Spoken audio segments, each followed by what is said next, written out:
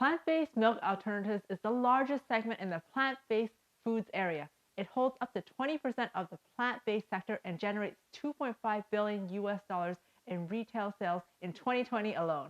This data is 2 years old, and I believe the plant-based demand is even larger now, so it's probably even higher in numbers now.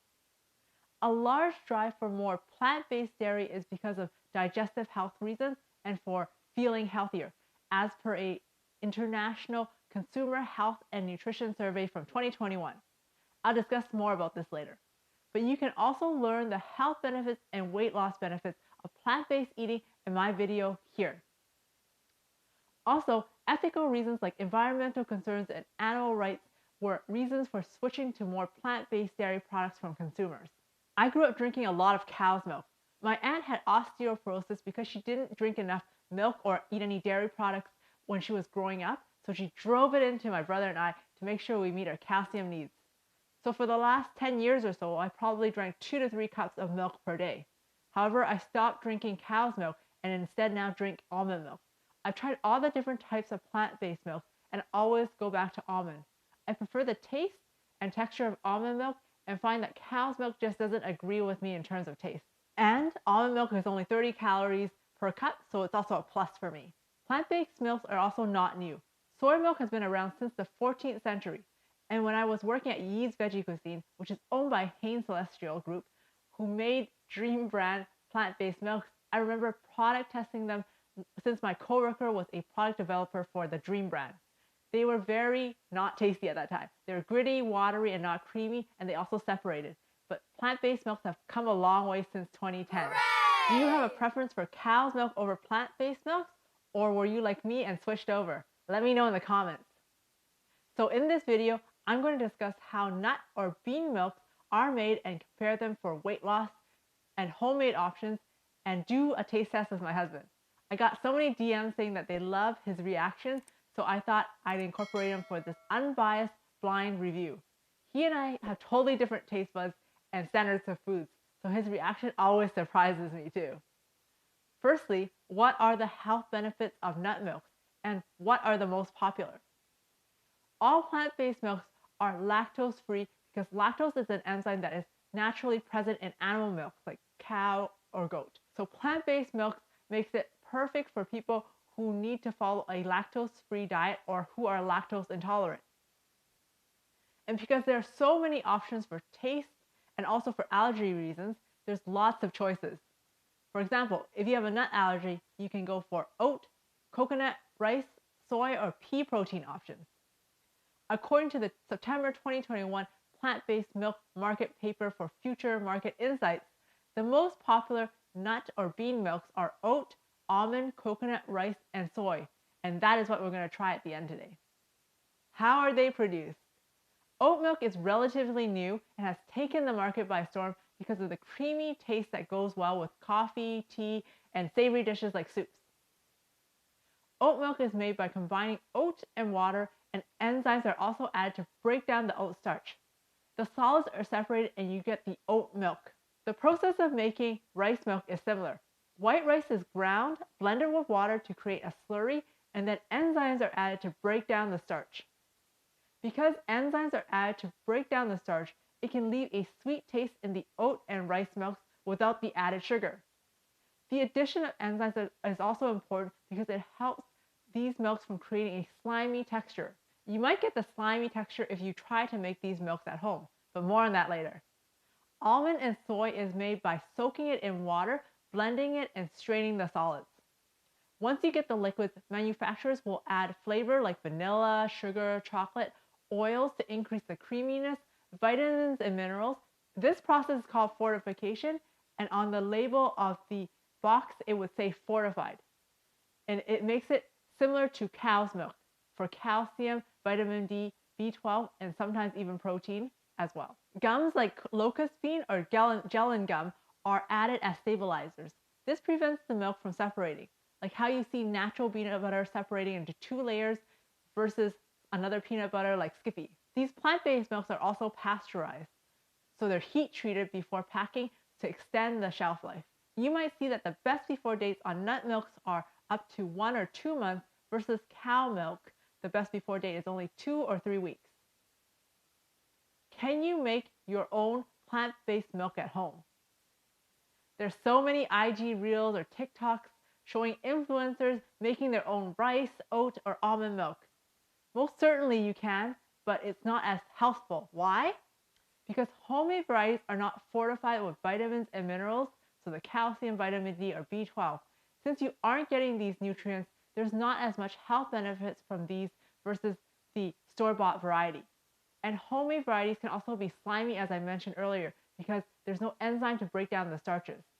For me, I'll stick to the commercial varieties so I can get my calcium and vitamin D. Which is the best for weight loss and health? Well, compared to cow's milk, most unsweetened plant-based milks are lower in calories. 1 cup of 2% cow's milk is 130 calories, 5 grams of fat, 3 grams of saturated fat, 9 grams of protein, 30% calcium, 45% vitamin D, and 45% B12. For unsweetened oat milk, 1 cup is 50 calories, 2.5 grams of fat, 0.3 grams of saturated fat, 1 gram of protein, 23% calcium, 10% vitamin D, and 42% vitamin B12. The creaminess from oat milk is because the oats absorb more water and the blended oats pass through when strained, giving the creamier texture without adding extra fat or ingredients. For unsweetened almond milk, 1 cup is 30 calories, 2.5 grams of fat, 0.2 grams of saturated fat, 1 gram of protein, 23% calcium, 10% vitamin D, and 42% vitamin B12. For unsweetened soy milk, 1 cup is 90 calories, 1.5 grams of fat, 0.5 grams of saturated fat, 8 grams of protein, 23% calcium, 10% vitamin D, and 42% vitamin B12. The higher protein is because soy is inherently higher in protein because it is a bean, and it naturally contains fat. It's comparable for grams of protein and fat to cow's milk and contains healthy unsaturated fat and is much lower in saturated or unhealthy fats than cow's milk. For unsweetened coconut milk, 1 cup is 45 calories, 4.5 grams of fat, 3.2 grams of saturated fat, 0.4 grams of protein, 23% calcium, 10% of vitamin D, and 42% vitamin B12. Coconut is high in plant-based saturated fat compared to other milks, which is not a heart-healthy fat. For rice milk, I couldn't find one in Canada that isn't sweetened. The 2 main brands are Natura and Dream, but the current options all contain added sugar, so I will not taste test that in this video to not have a bias. Based on these metrics alone, unsweetened almond or oat are good lower calorie options. Soy is also a great option because it contains protein, but it is higher in calories and it depends on whether you want to get protein from other foods. And a huge factor is also taste. So let's compare the taste in the taste test. Yeah, thanks for joining me in the first taste test of this plant-based series that I'm doing. So here it is. So you want to chase them from this side to this side? Okay. There's some tortillas here because I didn't have any crackers for cleansing your palate. All right. Sounds good. Let's give it a try.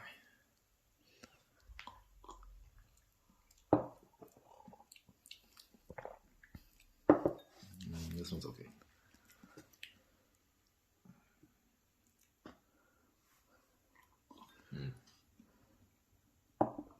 Maybe I should do this.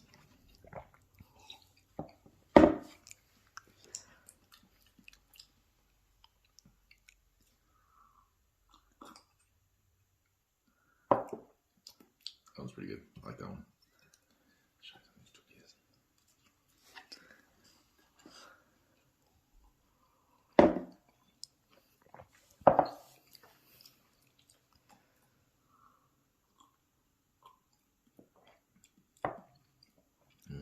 This one's good. So which one do you like the most? It's pretty close between these two. I think this one tastes a little bit. I like coconutty, so I like coconut, so it tastes good to me. Okay. This one tastes the smoothest, like the creamiest, and closest to milk texture, I find. And then these two have strange flavors. I don't like these. Okay. So your top favorite, like overall, is this one, the last one. Yeah. And then this was your second. This would be a close second. And then these two are no. Yeah, I won't touch this. Okay. Well, this one is coconut. And then this one is soy. Oh. They're all unsweetened. And then this one is oat. And this one is almond, which is what I always drink. I thought that tasted familiar. So these two, the top two. Yeah, these are good. I like these ones. Okay. Yeah. This one is healthier. This one is healthier because it has more protein. Then this one has higher saturated fat. So of these two, based on that, this would be a healthier choice, the soy. I still drink this one. This is pretty good too.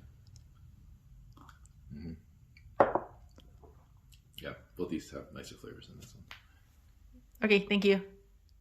So for our final verdict, for myself, my preference didn't change for almond beverage for taste and health. For Daniel, based on both taste and health, his optimal option is for the soy unsweetened. If you like this video, give me a thumbs up and don't forget to subscribe to my channel. For personalized coaching to get you to your healthy eating and weight loss goals, apply for my elite weight loss coaching program at adriennrd.com or click on the link in the description below my video. Check out these other videos to get tips and recipes of healthy weight loss from me. If you like this video, give me a thumbs up, hit the bell button, and subscribe to my YouTube channel.